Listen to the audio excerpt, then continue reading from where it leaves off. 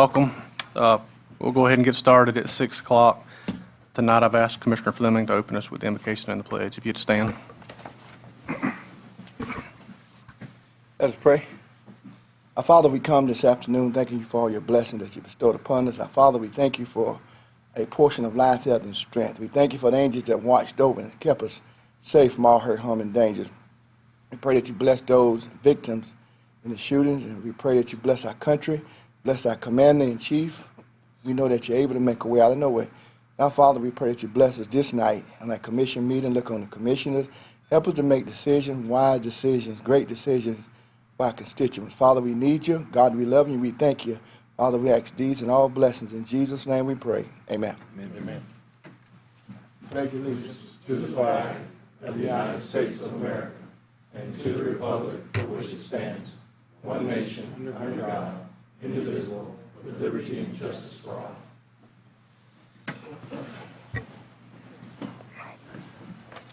All right, first item on the agenda is approval of minutes, July 15th, regular scheduled board meeting, and July 30th, landfill and solid waste consulting services tabulation meeting. Have any changes or corrections? Not, do I have a motion to approve? I'm sorry, give me a second here. You covering all of the minutes? We had some minutes from an opening of the RFQs the other day. I went over a minor change with Mr. Musgrove on that, so I would just ask that the board provide for that Okay. edit.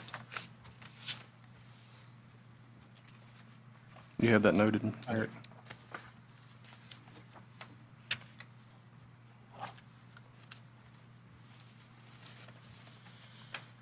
Any other changes or corrections? No, sir. None, do I have a motion to approve? Motion approved. Got a motion by Commissioner Fleming, do I have a second? Second. Second by Commissioner Hill. Any further discussion? Hearing none, all in favor say aye. Aye. Aye, all opposed, same sign. All right, moving on to consent agenda. We have 2 through 17. Going to pull item 11 and bring it back at the next board meeting. Any others wish to be pulled for discussion?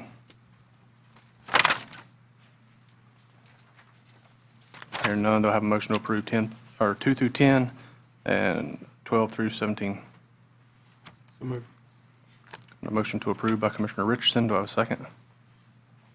Second. Second by Commissioner Fleming. All in favor, say aye. Aye. Aye. All opposed, same sign. All right. Our next item's time specific. We got 1 minute to get there, so we'll go ahead and move on to item 19, presentation regarding state of resources payment in lieu of taxes. Mr. Ben Glass.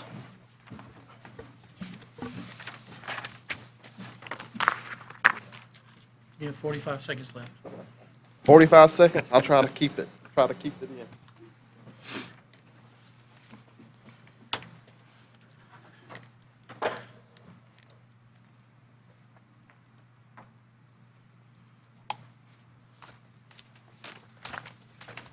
Good evening, Mr. Chair, Commissioners. I want to thank you for having me tonight. As the agenda item says, I am here to present you payment in lieu of taxes. I'm going to hold that check hostage for just a second while I give you this quick presentation overview of the district, and then present the check. My name is Ben Glass. I'm the Community Affairs Manager at the Suwannee River Water Management District. Just want to give you kind of a brief overview of the district and what we do. So we cover all or part of 15 counties in north central Florida, covering 7,640 square miles. We have 13 river basins and serve a population of 340,000. So we are the 5th largest of 5 water management districts in the state. We're not the smallest, we're the 5th largest. And we have 4 major areas of responsibility. Those are water supply, water quality, flood protection, and natural systems. To accomplish those missions, we have several different programs and avenues we use, one of which is the River Cost Share Program. That's something that both Brantford, City of Live Oak, and Suwannee County have been able to take advantage of in the past and receive grants to complete projects. We also have our agriculture cost share programs, which assist producers with implementing practices that save nutrients and conserve water. Springs grants, which we bring down from, which the legislature appropriates, and we're very thankful for that. And then the Department of Environmental Protection selects, and then we solicit you for those projects and send them up to them. We also have our minimum flows and levels, which is where they look at a river system to determine if that river system is meeting its current need for the natural system, if it will continue to meet that need into the future, and if not, on either of those questions, what we can do to address that. Then also independent water quality initiatives and water supply planning. So to highlight some specific projects within Suwannee County, one of which were the 2 drainage well projects. These are projects rehabbing old drainage wells in the city of Live Oak that help us recharge that stormwater faster. We get recharged groundwater that helps preserve our groundwater levels, and then also we get some flood protection for those. And then also we have some projects with the Suwannee Valley Ag Extension Center, which is a really good resource here in this county, where we work with those folks to help them educate producers and members of the public on everything that this area has to offer.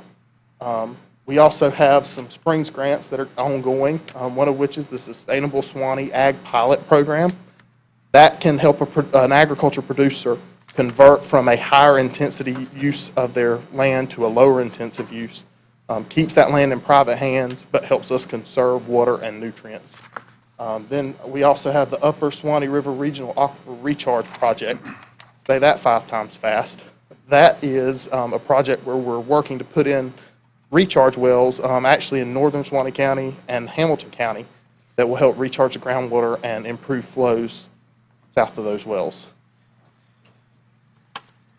So we also wanted to give you just kind of a brief overview of the hydrologic conditions. That map's a little hard to see on the screen, but that is the center of that map, believe it or not, at Suwannee County, and that's showing the NEXRAD rainfall data as measured by radar. We wanted to highlight this because we have gotten, most of Suwannee County had at least 25% higher rainfall than usual in July. So we're experiencing a little bit higher rainfall, and that gives us an added risk of flooding. With that, we wanted to show you, these graphs are going to show you groundwater levels at our 4 longest-term groundwater monitoring stations. The one on the left is in Madison County. The one in the center is actually here in Suwannee County near Live Oak. And then you have 2 others on the right.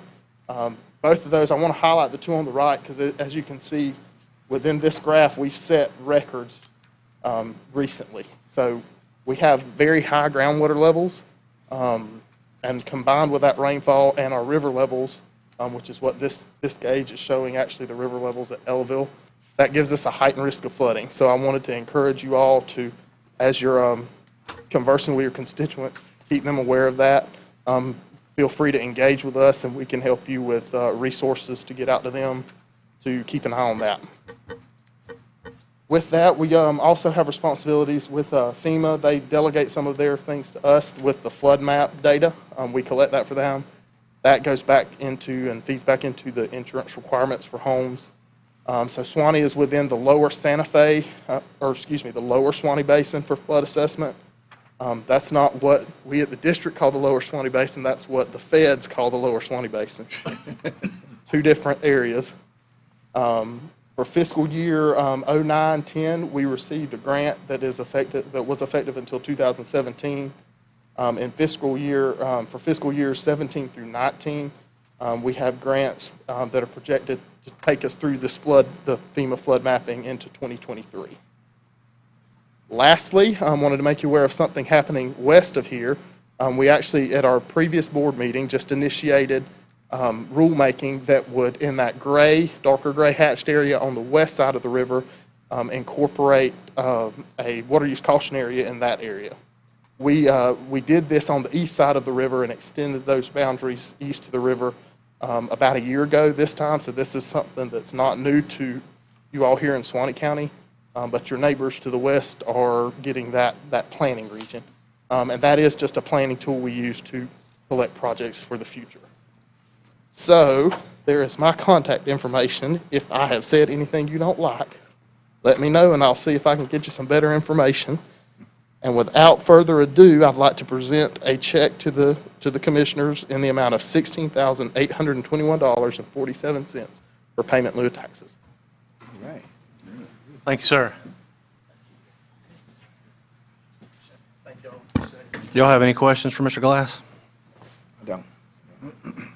Gonna be nice to him. Thank you. Thanks, sir. Thank you, Ben.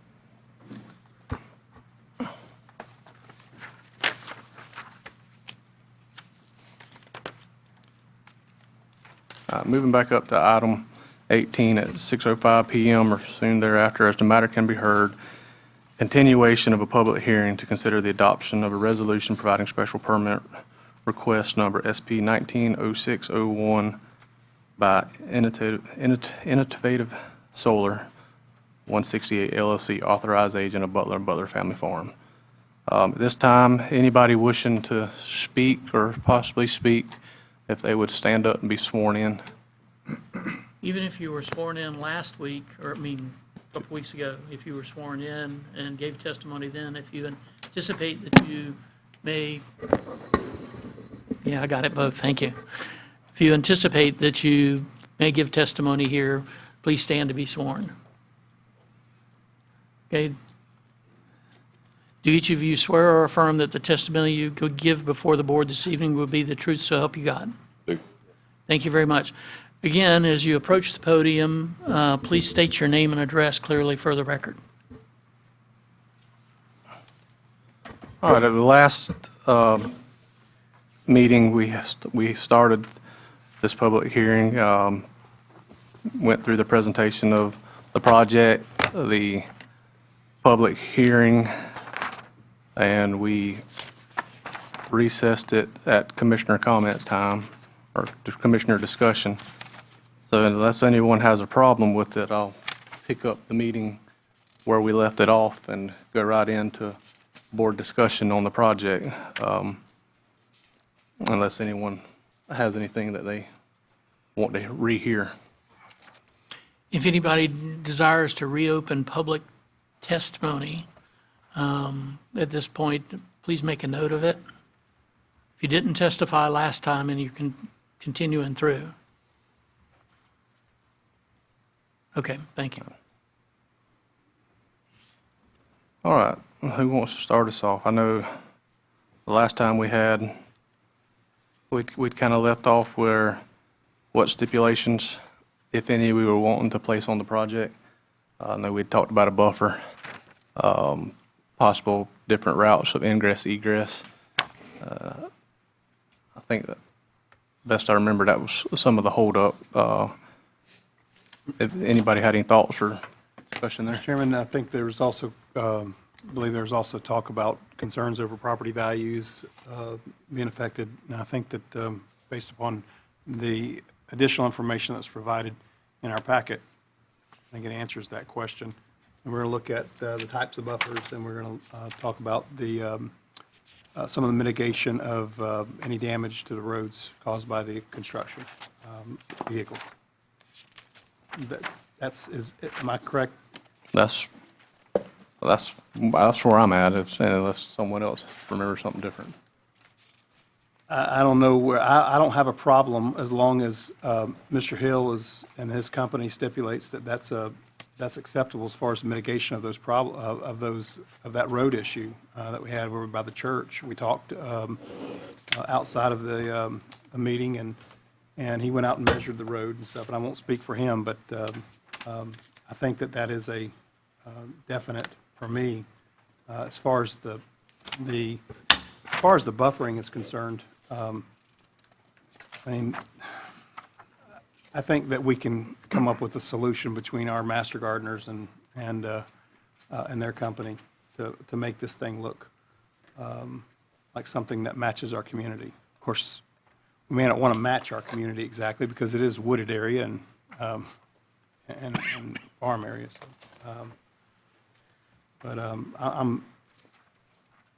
I'll shorten this by saying that my only condition is the road issue. All right, let's tackle that and to start with. What are you proposing as far as the ingress egress to come in off of, what is it, 77th on the paved road? Do a study on it to see what it is now and what it is after the project's completed, and have them bring it back to current status? I believe that well, we don't want current status, because I don't think you can get current status without taking a bunch of patches out there of cold mix and throwing it on top of a road. I don't have a problem with the 192nd, is it 192nd entrance, I believe is them using that. They believe that it seems to be better. We talked about the construction vehicles and the entrance, and we talked about different pathways that would make it easier, and theirs seem to be coming off of 180th over the back way past, the back way where the detour was before when the bridge was closed before. That just seemed cumbersome that they're coming off of 49 in the first place. So I talked to them about adjusting that over to 192nd or to 200th, and whatever way it does, they said that they would make sure that they take care of any damages to any of the roads that they create. Specifically about, how many feet was that, Mr. Hill, that you measured out on 77? Please, if you're going to respond, please, sir, would you approach the microphone? Sorry about and that. Introduce yourself, I didn't mean to bait you. just so we can get it clarified for the record. Hi, I'm Mike Hill from Innovative Solar Systems, here on behalf of our project IS 168 LLC.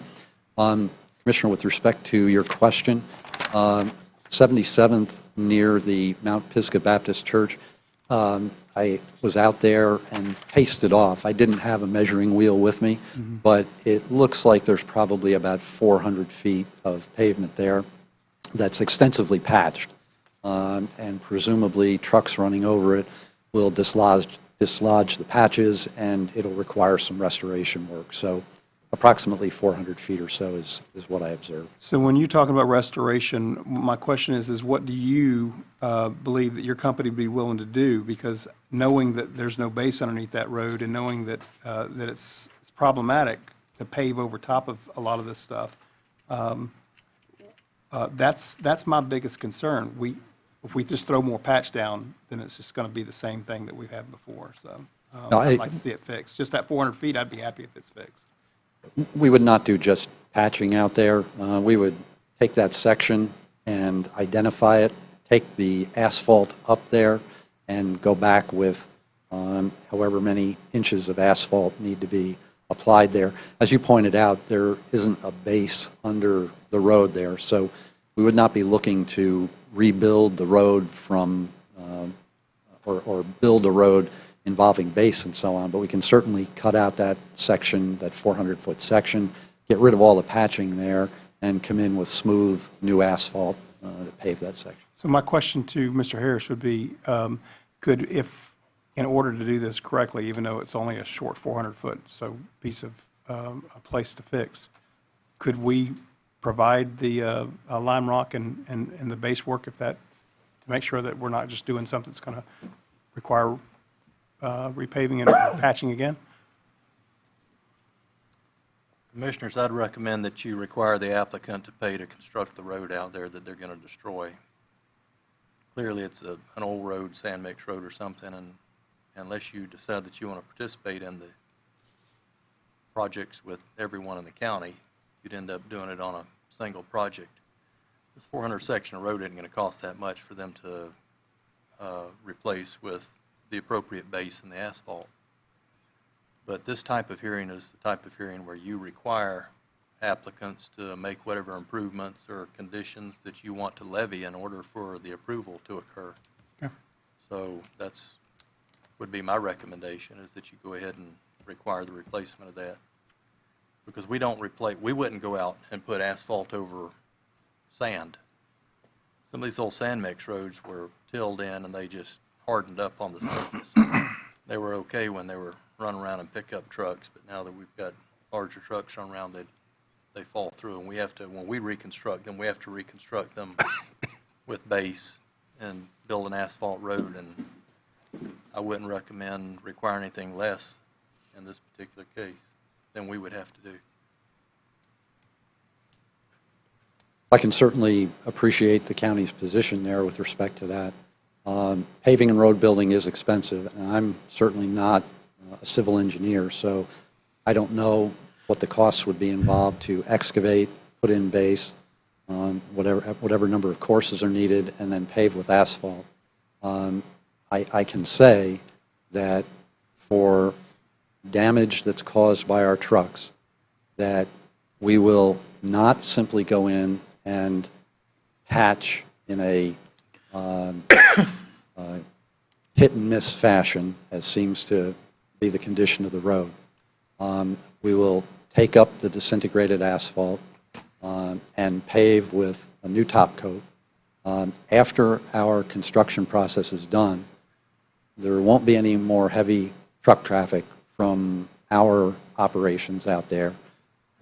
Certainly recognize our responsibility to repair any damage that we do, and recognize that patching is not an appropriate way to go at that, but to build the road to the extent of excavating, putting in base, so on and so forth.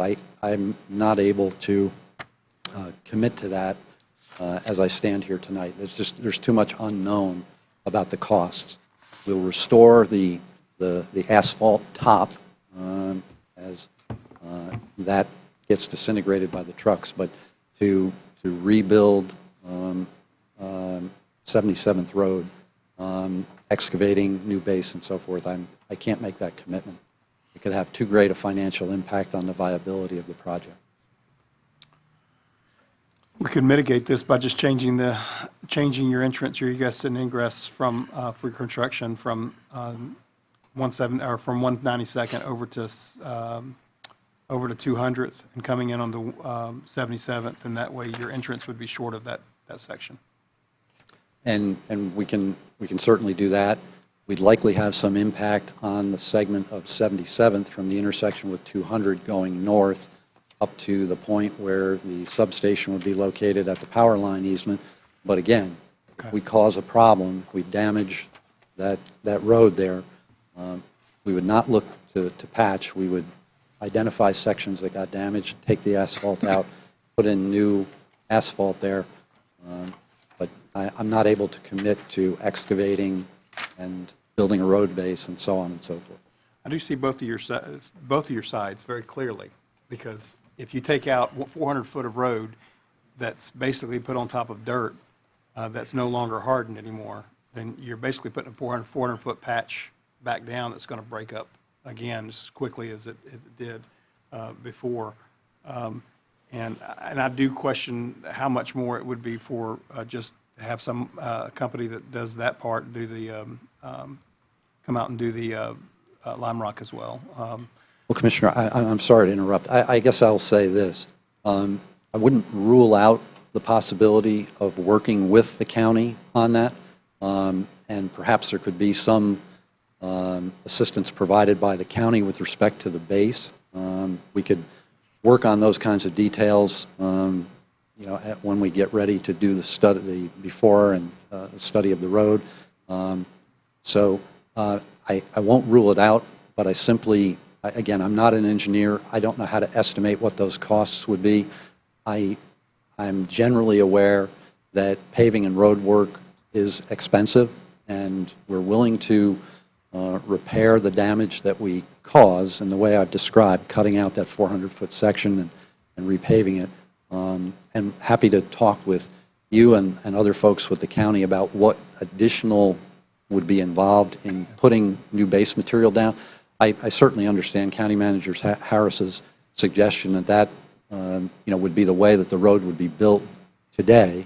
But again, we're not, the period of impact that we're going to cause to the road is going to be temporary. It's going to be very brief. So, Mr. Chairman, question. Yes, sir. If we place a condition on this, it's not necessarily, Mr. Hill, that it's going to be the death knell for this project. You would have to go back to your company and talk to them about the costs associated with it, and then see if it's still a viable opportunity. Would that be correct? But we could still place it, it's not saying that if we place a condition, it's automatically, no, we're not going to do it and walk away from it. It's not, but I think, as you know, we submitted some new material between the last meeting on July 15th and now. And we had we went through the criteria that are required under the land development regulations and have addressed, we think we've addressed those. And we included proposed conditions, just in draft form, and addressed the road restoration as part of that, consistent with the way that we had our discussion at the last meeting. Again, I can appreciate that the county, in building that road from new today, would approach it in a different way, a more comprehensive way. But I can't commit to that, and I guess I would just respectfully ask, if that condition is imposed to require construction with excavation, new base material, to current county road standards, and if that becomes a condition, and I go back to our folks and they say that's the death knell, the added expense, because in addition to the road, and I don't want to digress too much, but in addition to the road, we're talking about some pretty significant landscaping efforts that we're going to undertake also. Yeah. All these added costs have the net effect of reducing the financial viability or potential financial viability of a project. And so that's naturally the perspective from which we come at this. But if you were to impose that condition, and we then are back in communication with the county and say that's not feasible from our perspective, then we've got a condition that we can't meet, and likely you would want me to come back and reappear here in front of the board and so on. And while I think that my company would certainly authorize another trip, I think we're hopeful at this advanced stage with everything we've submitted that we could get an approval that would address the road condition in the manner that we discussed previously. Mr. Chairman, can I ask a question just for clarification? Yes, sir. Are we still talking about 400, are you talking about 400 feet of asphalt? Mm-hmm. That's what we're talking about? That doesn't make this project cost prohibitive. I can tell you that much. Now, you can run numbers on the thing if you want to, but I'm going to tell you with the investment that you're having to make here, if you destroy 400 feet of road, you can't go put asphalt back on sand. It ain't going to work. But it absolutely should not be cost prohibitive in the big scheme of things here for that small piece. You're talking about something equivalent to a lot of driveways in the county, 400 feet of asphalt. And Mr. Harris, again, I'm not a civil engineer, so I don't know. In your experience with the county, undoubtedly involved in road building projects, is there a cost per linear foot of road that you can? You can pick up a phone and call engineers in the area that can give you a pretty good estimate on that. Okay, and I'm sorry, this is hitting me tonight. This was unexpected based upon the discussion we had at the last meeting. If it's $100 a running foot, then we're talking about a $40,000 expense. Is $100 a foot, does anyone know whether $100 a foot is a reasonable amount with respect to building a road, doing the excavation, base work, and the necessary top coat? I couldn't tell you. I'm not going to give you an estimate on the thing. I mean, you need to talk to someone. Actually, you'd be better off just talking to a contractor, to be honest with you.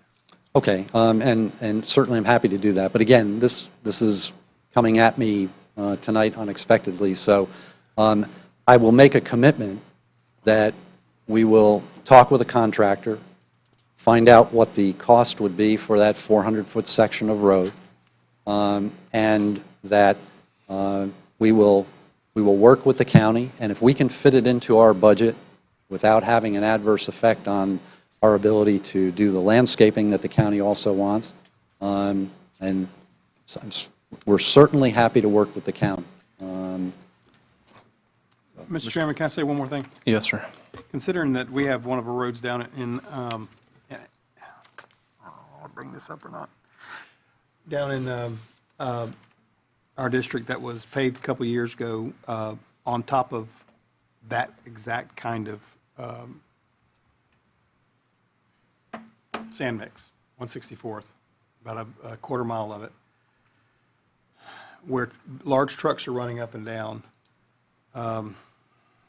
I'm questioning whether or not we're holding a higher standard for, I'm not gonna, I don't want to get in a, excuse the terminology, piss and match with anybody about this thing, but I also don't want to lose a potentially viable economic development program here for some of our people, just for a road base.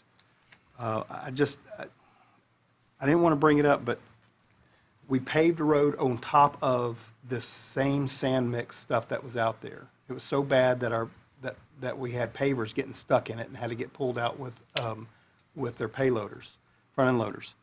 So you guys tell me, we set the standard. I think this right here, this decision right here for what we do will set a standard for what we are going to do going forward with our solar projects, these building projects, because construction undoubtedly is going to go into roads that are just like this, and they're going to damage the roads. So what should we do? What standards should we hold these companies to? Because there is very little return on investment in solar projects right now for these companies. And it depends on a lot of it depends on the contract they're going to get from the power company for buying that electricity. So It is I'm just extremely happy to competitive. just pave over top of what's there. If it works, if it's good enough for our roads, then why in the world can't it be good enough to fix this one? But on the other hand, I disagreed with that whole process in the first place. I thought we should have dug up that road and replaced the whole thing down. I just think we can't hold two different standards, because this is about standards. So I'm kind of confused. If you want to revise the condition, to have the condition read that for that 400-foot section near the Mount Pisgah Baptist Church, that the applicant shall use its best efforts to remove the existing fragmented asphalt, excavate to the appropriate depth, put in base material, gravel, crusher run, whatever the appropriate gravel is there, and then pave with an appropriate top coat, that we will use our best efforts to do that as long as it does not financially jeopardize the viability of our project. That's certainly a condition that we can live with. And again, we have some fairly extensive landscaping that is probably going to be necessary as well. So there's a limited amount of work that we can do and extra costs that we can load on top of the project. Mr. Chairman, Yes, sir. I understand we're at a kind of an impasse here, but I'm ready to move forward with this project and get something happening. I don't see a problem with just the 400 feet. If it's messed up, it needs to go back. We need to have a proper base there. It needs to be paved. We put that in there, giving them approval tonight, and let's move on with it. We're talking about something that may not even happen. We're You're talking about correct. some You're right. asphalt that may not even get messed up. I want to give the man the approval, and let's go. As far as the top coat, does it have to be asphalt, or could we not go back, require them to save them some money with the chip seal? If I might, Mr. Chairman, Yes, sir.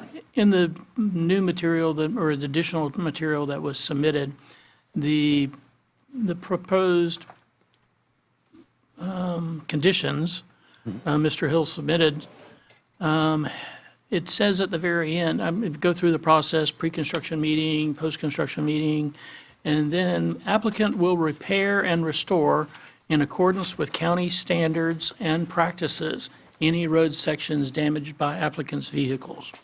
You're going to limit it to, from my perspective, best practices by anybody without a definition would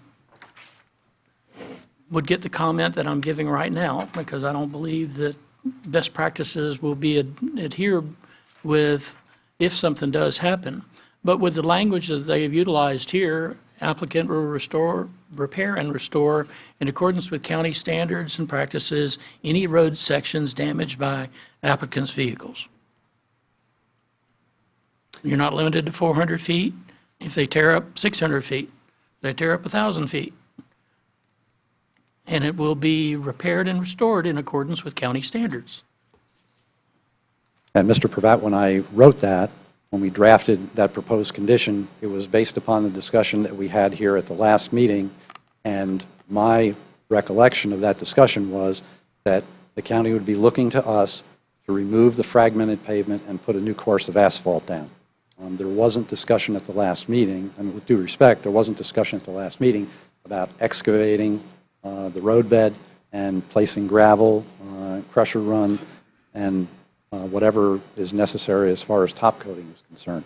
That's a much, much bigger project, and one that would likely impose costs that could scuttle the project. So, again, happy to have a condition that says we'll use our best efforts, and we will excavate and put in base and then pave with asphalt if that would not impair the feasibility of the project.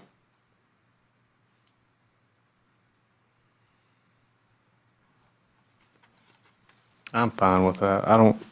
It may be for naught. I mean, it may not tear up. It may hold up under y'all's traffic. I feel like since our last meeting, I mean, I visited the site and seen, and I think the gentleman's come back with above and beyond, maybe not quite that much, but come back with trying to do what we ask or what we're looking for. Well, thanks, Commissioner. We tried to be comprehensive in our response, so. So I'm not wanting to sit here and beat one person up. I'm not wanting to do that at all. I feel like we left that meeting and had some questions, and I think he's answered some of them. I understand that we do have a little bit of an issue here, but I want to figure out how we can get past it. I don't want to, I'm not about kicking the can down the road. I don't want to put this off and we come back again and talk about it again and do the same thing. I mean, I want to give them the opportunity to do something out there, but I mean, I did have concerns the last time, but some of those have been addressed. So whatever we can do as a board, I'm ready to do it. Mr. Chairman, Yes, sir. Mr. Gentleman, he keeps saying excavating, and you said you were not an engineer, you don't know the concept of the construction of a road. I think what is asking that you just can't put asphalt on the dirt or sand. In doing so, Lion Rock, that base that he was sharing with you, he don't wish to get involved in that, Mr. Harris. But can you, or will you, your company, speak with an engineer, and the engineer tell you what you need to do? I'm somewhat like Commissioner Stapleton. I'm ready to move forward with this. I would love for the county to move forward. I don't want it to the point that you're not invited, or your company is not invited to come here.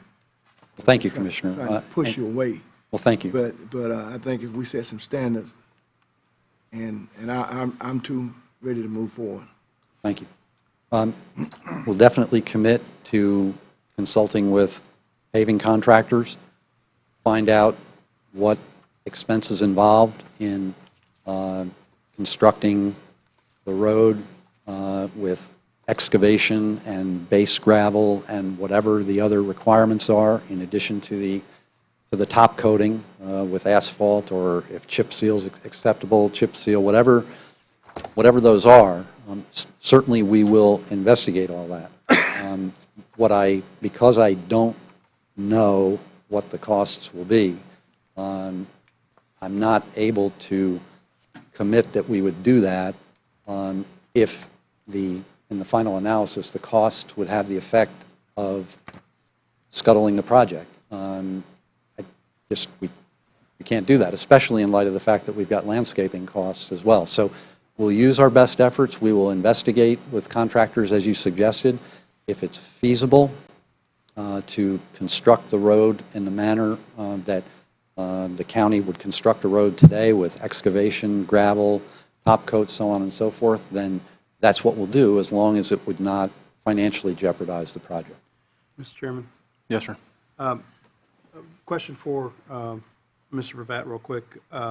You said that he suggested some changes in the agreement. Is this in the resolution that we're looking at? Because I don't see those conditions that you had talked about, you'd mentioned. They were attached to the new submission as attachment 1 to proposed resolution for blank date Is it in our packet? 2019. Is it in our packet? Quite frankly, I don't have your I packet. just wanted to read it, that's all. I can't, could you read it one more time, please? Yes, sir. It's actually condition number 1. The applicant will discuss his proposed access routes to the property with the county. One or more access routes will be decided upon and identified. A pre-construction inspection of the county roads included in the access routes will be performed, including photographs and, if and as applicable, measurements, drawings, and notes in order to document the condition of the roads before the start of construction. After construction is completed, a similar post-construction inspection will be performed in order to identify any damage to the roads due to applicant's use of the roads during construction. Applicant will repair and restore in accordance with county standards and practices any road sections damaged by applicant's vehicles. That's condition number 1. I'm good with that. Well, you're not, Well, Commissioner, if it says the county standard, that's what Mr. Pravat was pointing out. But that's And we didn't write that. but that's They what did. you came up with, so that's I'm what, good with that. that's what we came up with based upon the discussion at the last meeting. Yes, sir. Which indicated that the standard out there was asphalt on top of whatever the lime rock base is. It did not anticipate excavation, gravel, and all the rest of the steps that are required to construct a road. So I guess I would respectfully suggest that, again, we'll use our best efforts. We will talk with contractors. If we can fit it in the budget, we will work to that standard. But for purposes of the proposed condition, let's say that we will repair the roads to their pre-construction condition. I'm good with that. Everybody else okay with that? All right, well, we got a consensus on the board for that to be added as a condition. Moving on now to the buffer. What's your thoughts on that?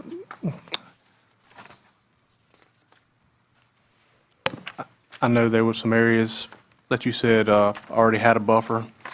That's some of the pictures that were submitted. Yes, that's correct. There is some pretty extensive tree growth and vegetation along the perimeter of the property that will effectively serve as a partial buffer. But there are some open areas and areas where the trees and vegetation are relatively thin. And there are open areas where the easements, the power line easements are located. We would work with Duke and Progress Energy to get the okay from them to plant in those, through those easement areas along the perimeter of the road.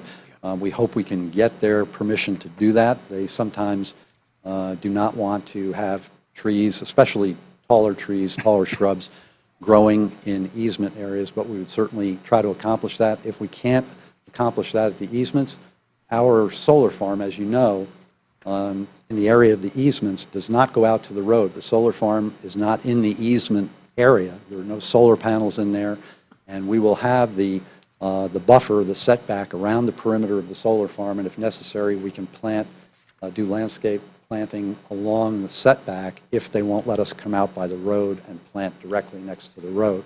We'd like to plant out by the road to keep the coherence of the landscaping, so it's around the perimeter of the property and we don't have landscaping cutting diagonally through the property. So, but we will address it one way or the other. Oh, thanks.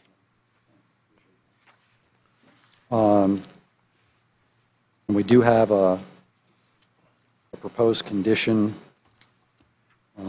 that was part of the conditions Mr. Pravat referred to earlier.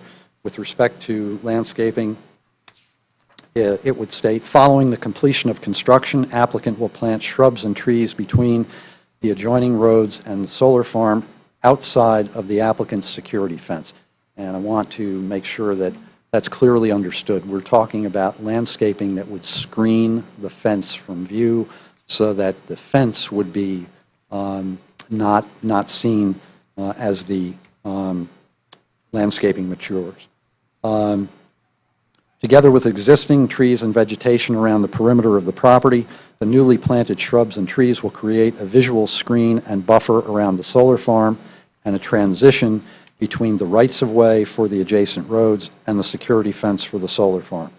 The shrubs and trees planted by the applicant, their locations and sizes will be in accordance with the recommendations of the Suwannee County Extension. The applicant shall use its best efforts to achieve, within 2 years of construction completion, at least 75% opacity and screening of the solar panels from ground level to a height of 8 feet as viewed from passengers in trucks and cars driving by on 192nd Street, 200th Street, 77th Road, Mount Pisgah Road during all seasons of the year. We would be using evergreen shrubs and trees to keep leaves on and visual screening on even in the winter months. Any shrubs or trees in the vegetative screen which die shall be removed, and new shrubs or trees, as appropriate, shall be planted. And I want to thank the board, all of you, for recommending that we get in touch with the Suwannee County Extension. Catherine Allen and Carolyn Saft over there could not have been more helpful. I've had several conversations with Carolyn Saft. She provided us with a list of recommended native species that would grow well and create an effective screen. So really appreciate your suggestion that we get in touch with the extension. And we would continue to work with them at the time of construction for having them do a site inspection, recommend where plantings should go, and give us further input on specifically which types of plants would work best in specific areas. Really appreciate your suggestion on that. Thank you. They do a great job. I'm glad you got in touch with them. Thank you.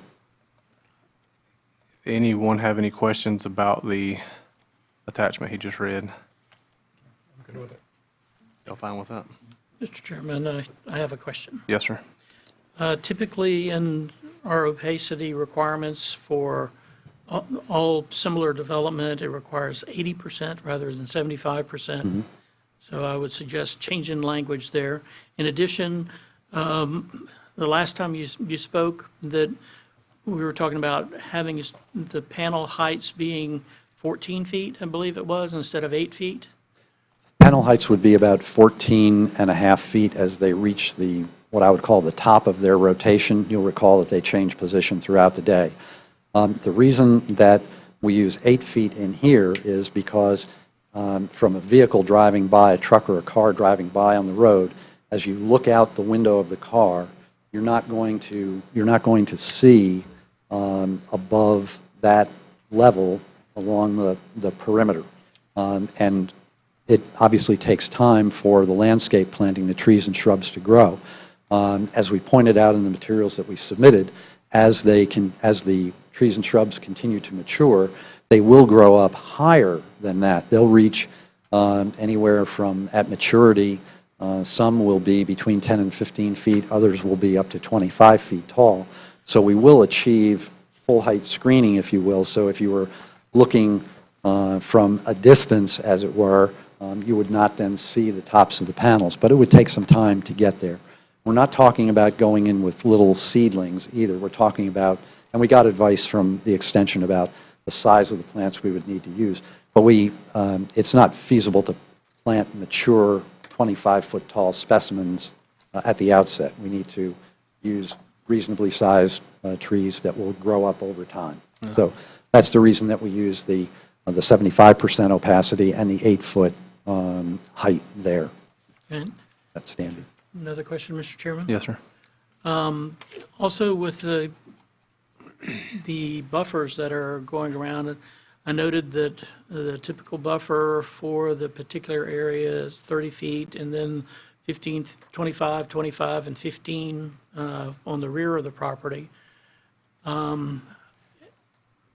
Placing the buffer, and going around, would your organization have any opposition to changing the buffer to a 30-foot buffer all the way around the exterior of the property? In addition, because the property will be assessed separately as a tax parcel because of the tangible personal property that will be placed on the property, the buffer to be extended across the remainder, separating the remainder of the Butler property. So go all the way around instead of just on one side, 30 feet, 25, and then 15. 30 feet all the way around. If you can bear with me for just a minute, I want to pull out a site plan. And look. Okay, I have the site plan right here. On the, You don't, I do. you do. Okay.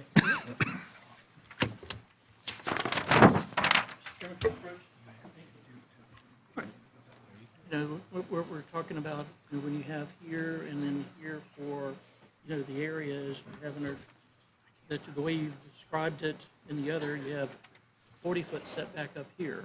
Right. When it's on the road, 15-foot setback right here in this area, but it's a separation between the remainder of the Butler property and the 55 feet setback, over here.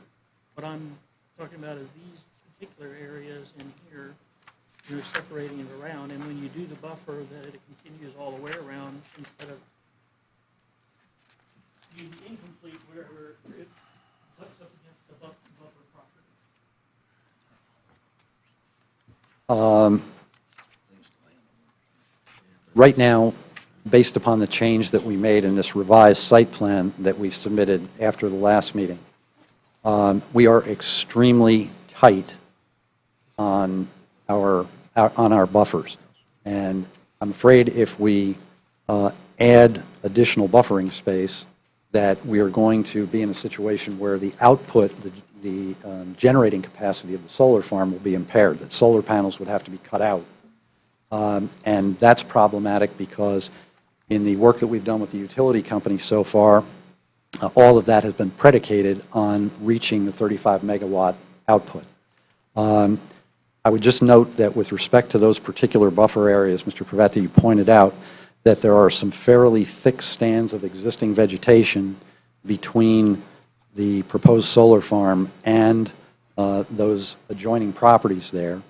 We are going to have the 15-foot setback in addition to those existing trees, so that if at any point in the future those existing trees were to be removed, then we would still have our landscaping buffer into which we could go and plant trees.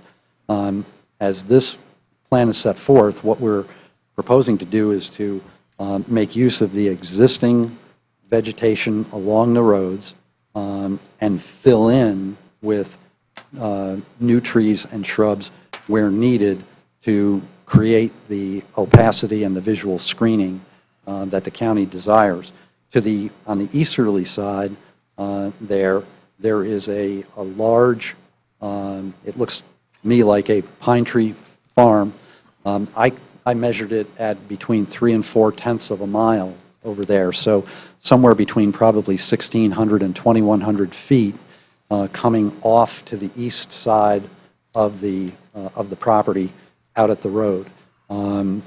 So there's a very large existing buffer there right now.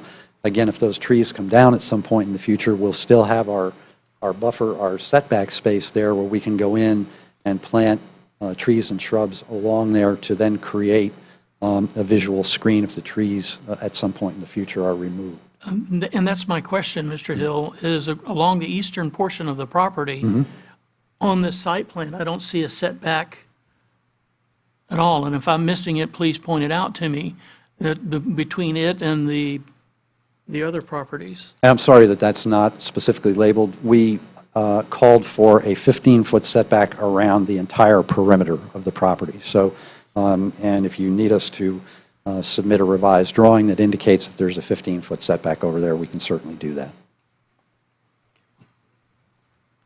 Thank you, sir. That 15-foot Thank you. setback goes from the property line to the fence. Correct. And any landscaping would be planted in that area, so it would screen the fence from view.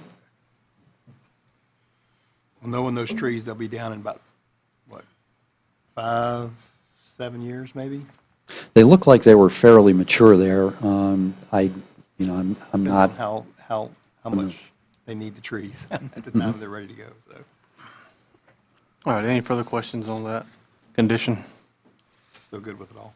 Are you fine with it the way they have proposed it? Yes. So we have 2 conditions.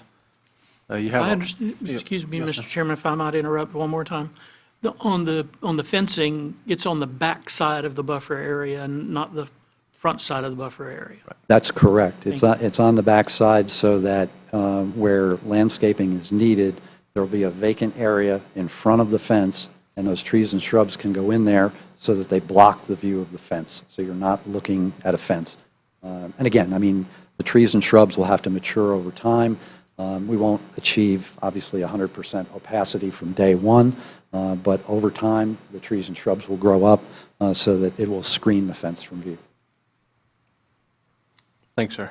You're welcome. Mr. Chairman, Yes, sir. one question, quick question. Did the Extension Office recommend any kind of irrigation for the type of vegetation or landscaping you were going to be doing? They said that it might be necessary to provide water in the particular instance if we are planting in, I believe they said April, May, June timeframe.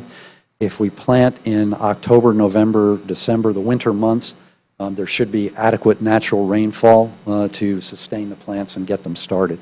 There are water wells on the property, to my knowledge, and if necessary, we can talk with the property owner about accessing water, since their farming operations would then cease on the property, and presumably the water would be available.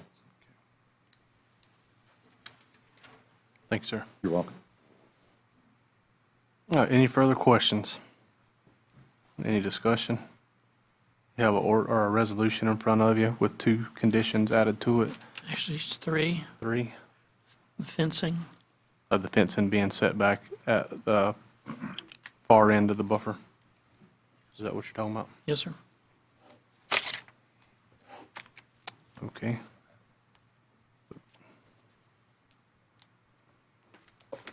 All right, got 3 conditions, third one being the fencing setback at the 15-foot mark of the buffer. What's the wishes of the board? Move to approve. Got a motion to approve by Commissioner Richardson. Second. Second by Commissioner Stapleton.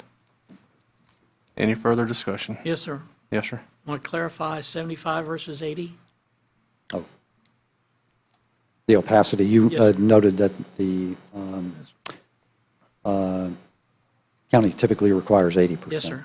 I guess we would respectfully suggest leaving it at 75%, given that it's specific to that initial 2-year period, and that they should grow up more after that.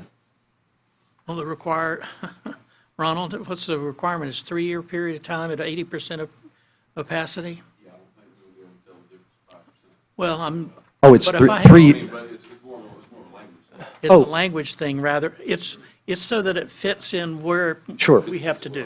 then. Right, but he's saying 75 within 2, Correct. and our policy says 80 within 3.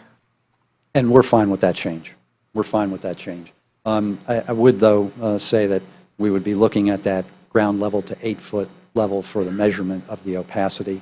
Again, knowing that the shrubs and trees are going to grow up and will grow up to the point where they're over and above the height of the solar panels. Mr. Chairman, I'm willing to stipulate that in the motion if that's what we need. Well, we've got a motion and a second on the floor with the 3 conditions. I'm fine with the 75 at 2. I mean, obviously, I'm sure it's going to hit the other 5 within the next year, and that's what our policy calls for. So I'm fine as it is. Y'all are. Mr. Chairman, if there's a benefit from 2.5 years, okay. And we're fine with that as well, Ron? Yes, I'm fine how you have it. If you, for the sake of consistency with regard to other projects, if you'd like to make that change, we have no objection to that change, 80% in 2.5 years. I'd just like it to conform. Be consistent. Okay. Understood, understood, certainly. All right, can we note that change, or does he need to restate his motion with the change? How about an amendment to the motion? Somebody propose it, please. Do we have, do I have an amendment to the motion I'll make an amendment, to add the 80% over, what'd you say, 30 months? 30 months. Got an amendment by Commissioner Hill. Yes, sir. And let's vote on the amendment, please. Second to the amendment by Commissioner Richardson. Any further discussion on the amendment? Hear none, all in favor say aye. Aye. All opposed, same sign. And back All to right, the original. now back to the original motion. Any further discussion? Hear none, all in favor say aye. Aye. All opposed, same sign. At this time, we'll close public hearing. Thank you, sir. Thank you very much. I appreciate all your time and effort on this. Appreciate your time and appreciate you coming back. Very welcome. Glad to be here. Sorry we put you through the ringer.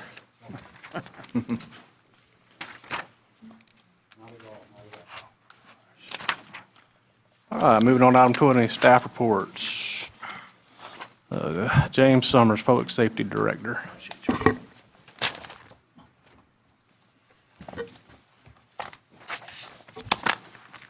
Commissioners, Chairman, I'll keep it short, being we've got to be in here for the next 2 days with budgets. Fire Rescue's been helping the school board. We have school starting on Monday, so we've been helping the school board, bus depot, things like that, everybody get caught up with their CPR. We were able to help the school board with 3 well-needed AEDs, so trying to make sure our kids are safe returning to school. I'd like to take the opportunity, we had advertised for a health and safety compliance officer. We were able to find one of those locally. We were able to pick them up from PCS or New Gen, whatever the company name is out there now. But I'd like to introduce Adam McCook. I don't think he really needs an introduction, but he'll be helping us with our safety and HIPAA compliances and any injury or accidents through the county through Mr. Harris's office. So, other than that, any questions or comments?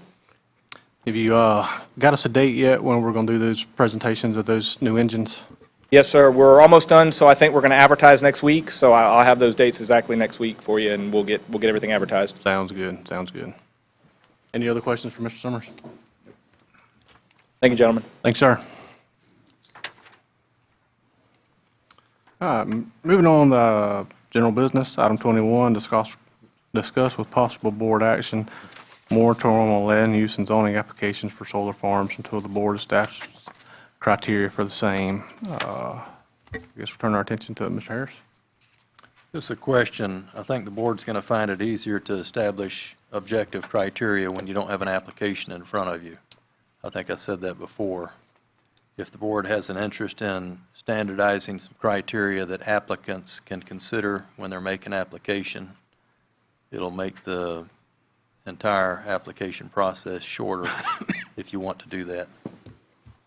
And if you don't want to do that, you can handle them on a case-by-case basis, which part of it would have to be handled on a case-by-case basis anyway.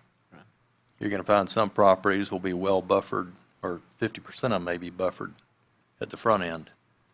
But if you want to establish criteria and then incorporate those in the application process, you have an opportunity to do that in a workshop or elsewhere where you don't have an application in front of you. So that's a question. Do you have an interest in doing that? To be honest with you, I don't. I'm fine taking them one as they come. And if the board does want to establish some criteria, that we just do it in the meantime as we're waiting on them to come. But I don't wish to establish a moratorium on it to get it done. Mr. Chairman, I do not either. I don't think it's necessary. We have a process in place, and I think this is what we've dealt with in this particular issue. It's the first one. It's the first rodeo for us, really, is what we're looking at, and want to make sure that we understand exactly what we're going through. It takes a little bit of experience. So I like our process the way it is. Okay. Mr. Chairman, I say case by case. All right, thanks, sir. Any other discussion on it? No, I'm fine with what you're saying. All right. Mr. Hale? I'm good with that. Just a question, though. Is there, staying in compliance as we just experienced with some things? I mean, seems like there's just a few things that are pretty standard when they come to you with these contracts. I mean, is there anything that you would recommend that we talk about changing, Mr. Buffett, for, Well, I mean, I understand they're The all on a process- case by case, and like Buffin's gonna be different and housing next to it and things. and of that's that the nature. thing, you don't know what's going to happen in each, each of the circumstances. Right. But you can set a minimum standard, and still, because it is, a special permit, the special permitting process, not special exception, not, regular, but by special permit, you can increase, and change all of those things anyway, whenever they come through. But if you have groundwork to start with, and the folks know, I look at it from the perspective that if they, come in, here's criteria minimum that they have to meet, on the property. And if they have those minimum criteria, they know whether they can apply for the permit or not. So, it is different process that y'all have utilized for special permits and special exceptions. When you have chicken houses, that come up here, that was changed 15 years ago. I think you're probably one of the few counties that include those things in your process, rather than it having standards set and being heard by the P and Z. So y'all just need to decide. I can create criteria based upon what you have indicated here today, as they apply to solar farms. Most of the criteria are already determined by federal law, what they have to do, when what they're actually doing, on site. So you wouldn't have to be doing with that. It'd be more in the way of aesthetics and buffering, that type of thing. Yeah, I mean, really, the only criteria that I think that you'd really place on it is what's going to be outside of that fence. Right. And the biggest thing for me is just, I do want the fence to be set back to the furthest point on the buffer. If it's 15 feet around it, I want it at 15 feet and out of the road, but I don't think we need to have a moratorium for that. Mr. Chairman? Yes, sir. I'd just like to say something. I need to clear this up a little bit. I know y'all aren't going to believe this, but maybe I made a mistake. It'll be my Oh, first. you did. But, no, I had concerns at the last meeting about some things that was going on. But in the meantime, I've done a lot more research.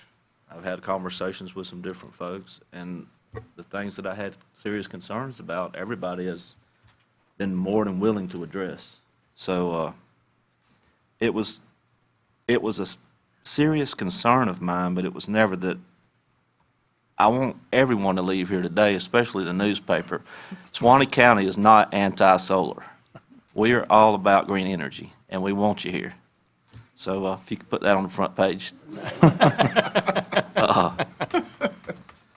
But seriously, I think it just kind of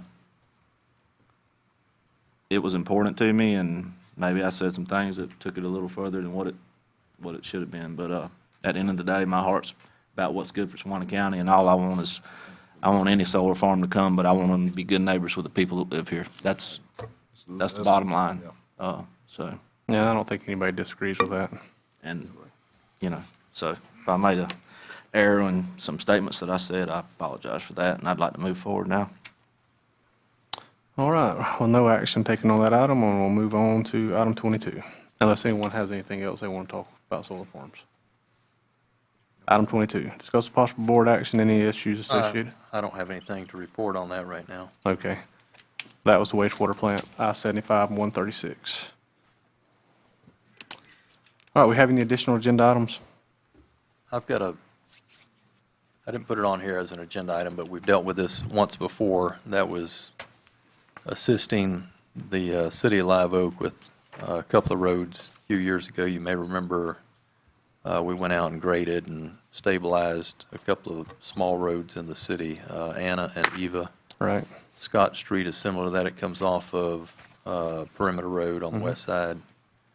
If the board agrees to allow us to do that, we'll go out and do something similar to that road as well.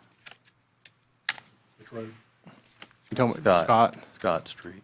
Yeah, I've traveled that pretty regular. It's in rough shape, needs some work on it. I don't have a problem with it. You got a problem with it, Mr. Pennell? No, sir. I want it. You need a motion from the board to do that, or Just a consensus is fine as y'all long fine as with that? It's short, Eric, dude. as long as Eric gets it in the minutes. Yeah, we're fine with it. All right. Anything else? Mr. Harris, was that it? I don't think so. Moving on to item 24, public comments concern. Anyone wishing to speak, they'd make their way to the podium. Name, address for the record. Mr. Norris. Good evening. Jimmy Norris, Suwannee County Economic Development Director, 18152 136th Street. I'm just actually here to introduce someone. So after the last meeting, word travels quickly in the energy world. And so we've got a couple of representatives from FPL here who just happen to be in the area this afternoon at 6 o'clock and want to stop by and tell you guys hi. So I'm going to bring up Mr. Jeff West, and he's all things FPL.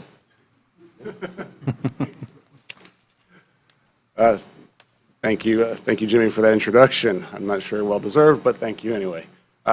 Thank you, Commissioners, for your time and service tonight. My name is Jeff West. I'm a project manager for Florida Power and Light. I reside at 301, or my business address is 301 Hastings Road in St. Augustine, Florida. I just came up tonight to give you kind of a brief update on the construction progress at FPL's Echo River Solar Energy Facility. This is a project that you approved last year during a special permitting process similar to the one you heard tonight. We started grading and removing stumps on that project a few months ago. With any kind of earthwork or construction like that, there's going to be a little bit of disturbance at first. But that was a cleared tree farm, so we've been removing the stumps and grubbing the site. We are going to begin this month installing posts to support the racking. So we'll have some additional crews on site up to date. We've had about 24 people on site working equipment. 3 of those have been local from that general area right there in Welborn. So 13% so far. I'm hoping to get that number up as we get more employees out there. But over the next couple months, the employees will ramp up, and we'll see definitely an uptick in surrounding businesses with additional people on site installing racking and modules. One thing that we didn't know last year when we were developing and permitting this site here was that our EPC contractor, our engineering, procurement, and construction contractor, was actually going to be a Florida-based company. So I think that's great news for us and for Florida that we've hired a company out of Fort Lauderdale to build this site. Additionally, we're using Jinko panels, which, if you remember last year, Jinko just started manufacturing panels in Jacksonville. So I think this is a great business case for solar and for Suwannee County that we've got a Florida-grown project right here in the state. I'd like to see more of that, obviously. But we will be substantially complete with this project by April of next year, April 2020. We're going to continue with our outreach efforts. If you remember, we held an open house for the neighbors. Just before construction in May, we sent out a letter to all the neighbors that were at the open house, letting them know the progress. And we're going to continue to meet with the adjacent neighbors and abutting neighbors that are affected by our construction activities. It is an active construction site. No doubt about it, there will be some disturbance, but we try to minimize and mitigate any effects we have on our neighbors. We plan to be there for the next 30 years. We own the property. We intend to be good neighbors and follow through with all of our commitments that we've made through the special permitting process and to the county. So if there's obviously any issues that come up that the county is aware of, please let us know. I'd like the opportunity to address those and just show that we intend to continue to provide cost-effective, clean energy to our customers and residents of Suwannee County. If you have any questions, I'd be happy to take those. I have a question. Mr. West, can you update the board on the proposed transmission line that's going to be running along the northern side of I-10? I unfortunately cannot, because although I'm not everything FPL, as my introduction would, I work on just on one solar project, so I can't update you on, I don't have any information that, to update you on that line. I can get you in touch with the right people, and they can certainly reach out to you for that information. All right, thank you. Any other questions? No, sir. Thanks, sir. Thank you for your time. Thank you. Thank you all for being here tonight. Anyone else wishing to speak? Public comment?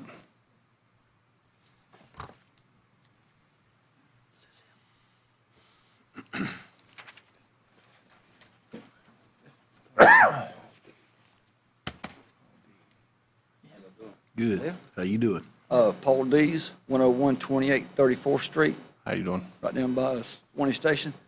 In the past few years, we've had some things happen with all the people coming. I'd just like to, if y'all would, I don't know if you've talked about this, Mr. Hale, to anybody, but take in consideration to add at the clerk's office some kind of way that owners, property owners could be notified if deeds are transferred out of their name. My mom had 100+ different pieces of property transferred her name by the way of fraudulent notaries, seals, specifically done by 2 people. I'm still in the process of fighting it. Haven't had a whole lot of help. You know, everybody says, I don't know if you know my family, Dee's family. I'm saying, you know, we've owned a lot for a long time. It's time to share it. But Bay County, Florida has this. If a piece of land is transferred in their clerk's office, the owner, the registered owner, you go in, you put your name in, and you'll get a phone call, a text, or an email. Orange County has something similar to this. Broward County has something similar to this.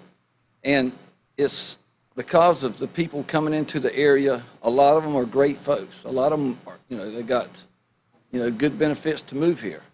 But then there are, and all this was done by local people.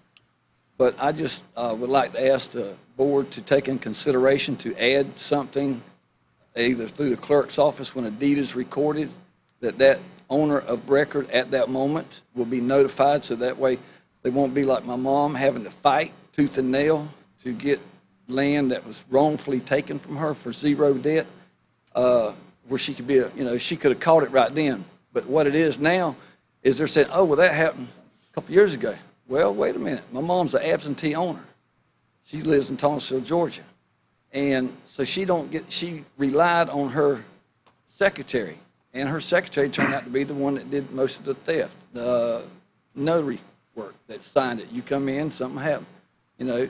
But I would just like to ask y'all if you could get together and ponder over that. I don't know what the expense would be, but it shouldn't be a whole lot, that whoever the land's being taken from, because Mr. Jack Croft, he had a piece of land taken from him, and it was reverted back. His son caught it in time to revert the land back, and it was taken by the same people that took land from another group of people from Madison County.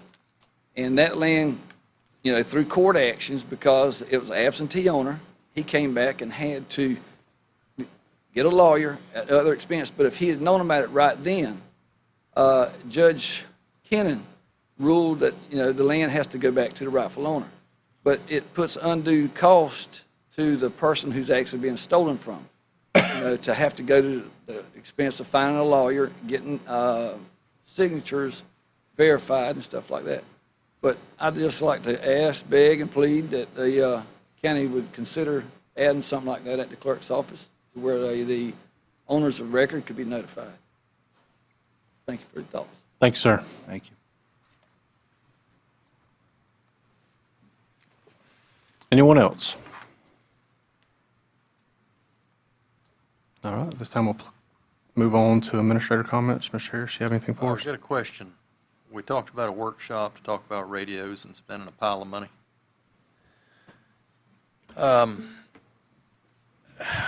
I've got a letter. I think I've given a copy to each of you. Motorola sent a letter. They'd like to have a conversation with us.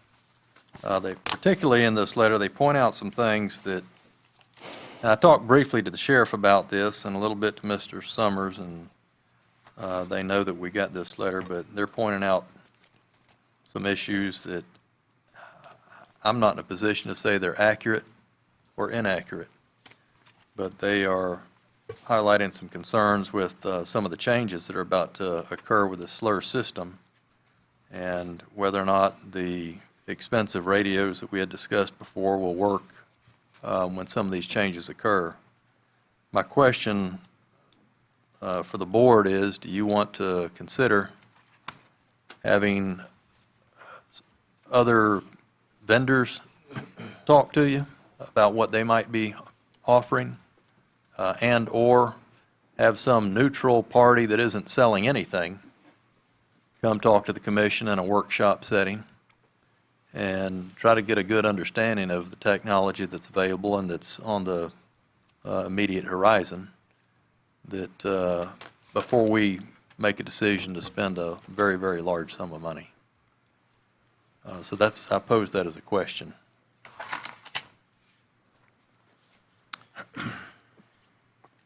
Well, I definitely would like to know if the radios we're about to buy are going to work once the new contract goes in effect with Motorola. And I'm assuming, I haven't had a chance to read the entire letter, but I'm assuming that's what they're alluding to, is that they will not. That was the important portion of it when I got down to that part, was that, you know, they're suggesting that some of this technology may not be compatible, or at the very least, we could spend a great deal of money upgrading radios to make it compatible with some new technology that might be in place with the slur system. They also had suggested in here contacting someone with management services with the state that handles communications and getting some input from them. So those were just some ideas that they threw out in this letter. And I think this is the one, Sheriff, Right, that you yes, had sir. spoken to me Yeah. about. Sam St. John, 14989 104th Street. But, yeah, we had received that letter, but, and we could, talk about it more on the 13th, but the key word is that Phase 2, and that's where what we're buying is capable of that from Harris, or if, the Motorola actually is offering the same thing. Mr. Chairman, Yes, I wanted to add this one thing to it. From what Mr. Harris had requested opinion upon from the board, was that whether we want to just meet with Williams Communication or meet with, bring in a consultant. One thing I don't want to have in a workshop is representatives from every company in here talking about their radios and confusing us all even more. I think that it would be better to have an unbiased consultant to be able to give us I have family who's been in radio business for years down in South Florida, in two-way radios for Motorola, and of course they bleed blue.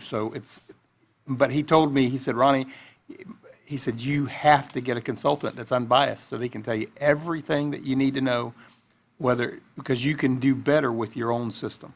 And here again, I was up to the board, but I'll be glad to call. And when I've talked to Mr. Manley, he even suggested he wouldn't mind coming to a meeting.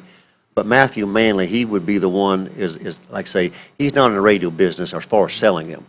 He manages the state slur system, and I can tell you, he knows all about them, and I trust him, his opinion, because whatever we buy has to work on the system that he manages. So he's not going to steer us wrong, and he would be a good one for y'all to talk to and ask questions. And I can tell you, he can answer them all. He knows radios in the system. So That's and who he don't, Motorola- like I say, he don't sell radios, so he's not making a dime out of it. And that's who Motorola suggested in the letter, same Yeah. guy. Yeah. I like that idea. Yeah, I don't have a problem with it. I don't have a problem. I don't know that I want to hold an additional workshop for that, though. Well, I thought that we were talking about the 13th. Well, okay, my point was, do you want to postpone this discussion with Williams until you, in the alternative, have a workshop with someone that isn't trying to sell you something, obtain all the information you can, and then come back and make a decision on Williams? I have no desire to talk to just one company, so. That's postpone would be, what yeah, was absolutely. scheduled, for us to come back in here and have a Yeah. sit-down conversation with Williams. Yeah, but we weren't going to be making a decision. That was just a workshop with Williams, correct? Well, we Well- was coming out, we was cutting prices, and they was gonna cut what they was, and we'd cut, we'd went, cut quite a bit for, the dual band to the signal band. And I guess James has left, but James is doing the same thing. So they was coming in, and just kind of giving us hopefully a better price on it all. I know we've cut down quite a bit. I know Williams is going to, and I know James has. So if nothing else, I guess I could have see if Mr. Manley could come on the 13th, get you a price from Williams, and maybe it'd be that much ahead of the ball game, but it'd be up to y'all. I don't mind hearing from Manley first at the workshop, and then just listen to everybody else while we're there. I mean, We have to do it in this month? that's when we scheduled it. Oh, we've already got that scheduled with them. I mean, Yeah.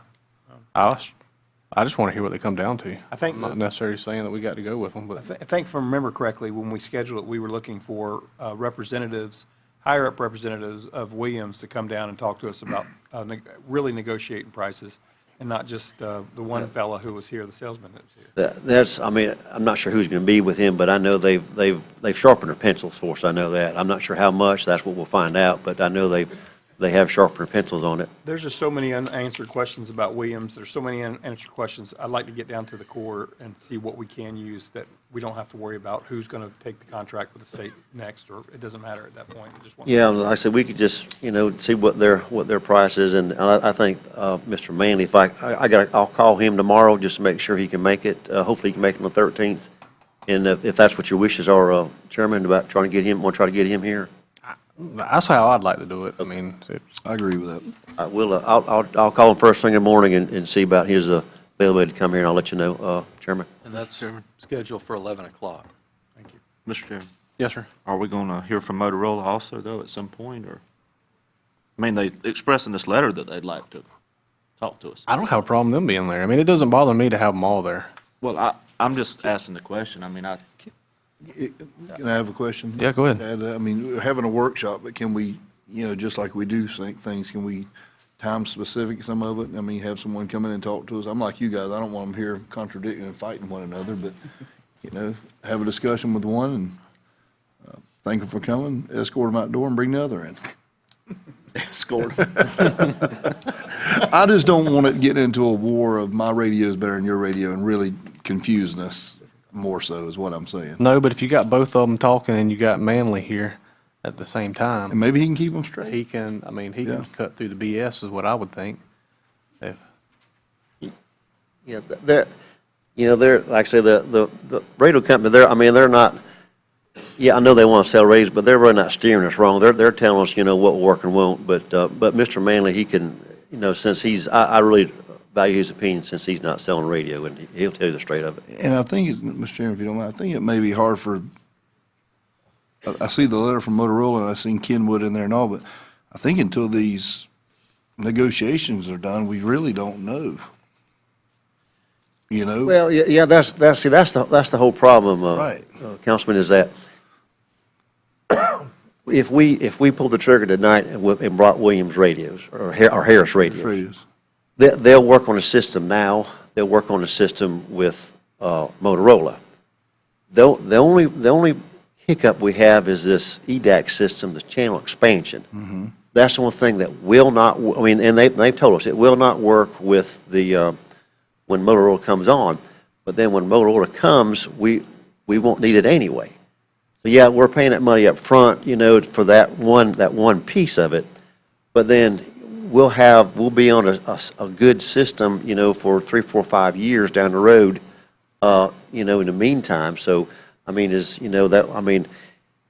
yeah, I guess you could see, how long, how many years, of use we get out of it, but to me, I'm looking at the availability of a good radio system and the safety of my officers is what I'm looking at. And, no, I don't want to spend money we don't have to, but I guess the key to it is just see, what kind of a time frame in which Mr. Manley can, and I've asked him that same question, about how long, and it's kind of unknown, but he knows, what it takes, and he's also saying, best of my knowledge is 3 or 4 years down the road, or even, like if Motorola was assigned it tonight, it would take them 3 or 4 years because they got to go through the whole state of Florida and redo these towers and make sure they build towers and all.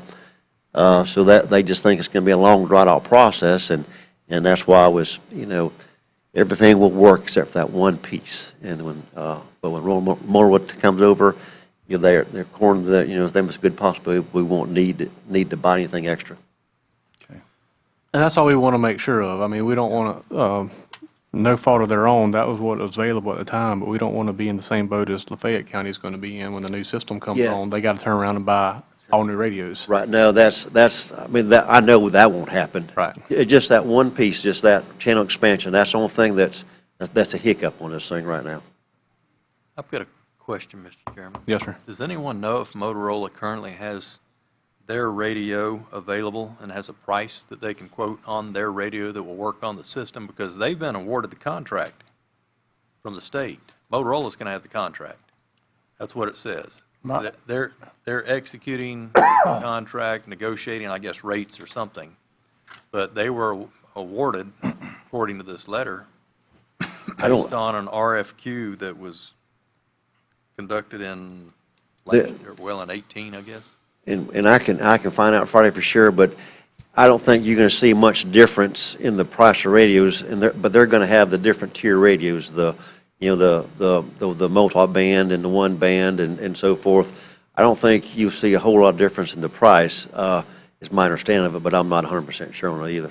Mr. Chairman, there's at least, on their top-end radios, there's at least a $400 per radio price difference on the Motorola's top-end radio versus, and that's their P25 series dual band, or I guess would be multi-band. But as far as the slurs, what I'm being told right off the bat by everyone that I talk to in the radio business is that there's a piece of patch equipment that they can patch through on a P25 radio. They can patch through the state directly. It's just a training issue with dispatch, and we already know we have training issues with dispatch. So, but they can either manually or put in an automated system to patch those through different channel groups. So that's why I keep pushing back on this consultant, somebody who knows the business, who knows everything about radios, knows everything about the system, and knows everything about the circumstances going on with the state. Come in here and say, look, let's talk about what you can do versus what you can't do versus what you should do versus you shouldn't do, because we don't have the expertise on this dais to be able to make that determination. And I feel like that I was like Mr. Harris. This is one guy telling us that we had to buy this radio, and he was the only sole source provider of it in our area. Roger. I mean, if the sheriff if you don't have a problem with us listening to this guy and getting some more insight, I would ask that. I mean, it's a burden for the taxpayers of this county. I mean, we got to take that money and spend it. $2 million is $2 million. Now, I don't, it's all about the safety of the officers and the firefighters and all those folks. But at the end of the day, we have to be able to pay the bill. And I just want to make sure we make the best decision we can. I think that if I can get Mr. Manley down, or Matthew Manley down here, I think anything that you have, any questions, he'll answer, and he'll answer truthfully and honestly, because he's not selling a radio, he's managing a system. So whatever we put or what we buy, he wants to work on his system because he has to manage it. So I feel real comfortable in that he will answer any of your questions. My question to you is, though, are you fine with giving us the time to do this? Yeah, oh, yes, very, very much so. I mean, I'd like to have it yesterday. I mean, it's your radios and. Well, no, but. Fish, I'm just, Stapleton, I'm like you. I mean, I'd want them yesterday, but now I don't want, here again, I'm just like you. I got to be responsible for all the constituents out there for myself, because I don't want to spend money, foolishly and make a mistake, because I can tell you, if I spend that kind of money for my radios and they don't work, I can tell you who they're going to look at. Exactly. They're looking at me, so I'm like you. I want to be cautious, be careful, and do the right decision. But here again, I do want to get something to work for my guys, because the radio here, our system is just it's just substandard, especially on the portables, and I just really would like to get something working. But I'm with you, Stapleton. I'm just, you know- We take time and cautious. We're, we're not in a dire emergency. We'd like to get something done, but I'm like you, I want to take precautions too, to make sure we are doing the right thing, because you're right, that is a lot of money. Well, at the end of the day, I mean, the board's going to make the decision on what we do, but it doesn't matter what department it is, yours or whoever's. I mean, we're all in this together, and I want to do this and make these decisions, to have these meetings, and I want your support too. I don't want you to think that we're pushing you to the No. side and. No, well, the Williams, and I'm like y'all, I hate when they give you you got to do it by this date, or it's going to go up. I mean, we're past July, we're back in August now, so, we're in, according to them, their fiscal year. So, no, I have no problem taking, not all the time in the world, but enough time that I feel comfortable and everyone up here on the board feels comfortable that this is the right decision, so I have no problem with that. Thank you. Yes, sir. That's all I have. Everybody good with that? Good. All right, see if you can get, I still have a question. all right, go ahead. All right, the sheriff is going to contact Mr. Matney with the state. Do you want to hear from Motorola? I would like to. Bring them. I would. Okay. Kenwood too, I might as well bring them all, but put in their quotes. Okay. Why not? More than that, I'll escort them. Kenwood's on the table as soon as the system gets changed anyway, because if it's not going to be proprietary. Well, I know how to get in touch with Motorola. I don't know about Kenwood. I don't know that I have anything on I can reach Kenwood, out but that's fine. on the. You already called Harris, haven't you? Oh, yeah, we got it all tightened up already. Yeah. All right, anything else on that? No, sir. That's all I have. Moving on to board members' requests and comments. Mr. Richardson, you have anything? I think I've said enough. I do Say too. more, but I appreciate everybody coming out and listening to us on this. We are pro-solar. We also are pro-residents, and we want to make sure that we take care of everybody. And I appreciate the board coming together on this. I think we did a good job showing the community that we still are tight on our decisions. Mr. Fleming? No, sir, I don't have anything.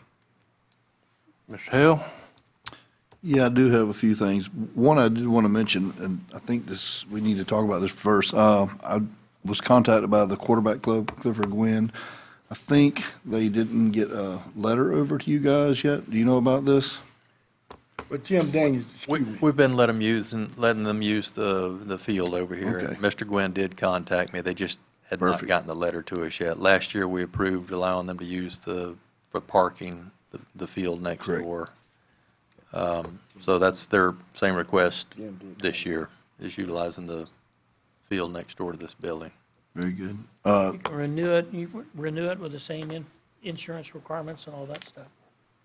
It had a renewal provision in it. Does it have a renewal provision, or do we need to go ahead and renew it now? Can we just give blessing to renew? I give the blessing. Give to blessing. renew- Yeah, just, blessing you to can renew it. it, and we'll just make sure that Mr. Pravat and I can make sure they get us everything. Well, if it's got we don't need to vote on it if it's got a provision in it. Y'all, everybody fine with renewing? I'm fine. Commissioner Hill, sir. Yep. did he also say that we put, the commission had an ad in there, but you're gonna do the even swap? Did he mention that to you also? He did not mention that, no, sir. Okay, well, Jim Daniels called me, Okay, and, I said we be good with even swap, okay. like we always do. Sounds good. All right. All right, everybody's fine with that? We're fine with renewing it, Okay. just same as last year. All right? All right. I got another thing. Johnny Philman contacted me. He wanted me to mention this, and I think it's something good to mention. The Live Oak Church of God is going to have a 2-day men's conference, August the 16th and 17th at 7 p.m. Going to have some really good speakers out there. There's going to be fishermen and hunters for Jesus, and also going to have Bishop Horace Brown out there as well. He invited everyone to come, wanted me to invite the board as well. So I want to mention that to all of you guys. I think that'd be something good to attend. And last but not least, I know we talk about a lot of things, fire and rescue, our sheriff's department. It's one of those things you don't think about until you actually need to use them. And I had a family member that was, we had to get fire and rescue out to take care of, and those guys are amazing, and girls, they're amazing. They are on the spot, did their job, did it with the utmost respect. And also, I'll mention the hospital, too. I can't say enough for the staff out there, from the administration to the doctors and nurses.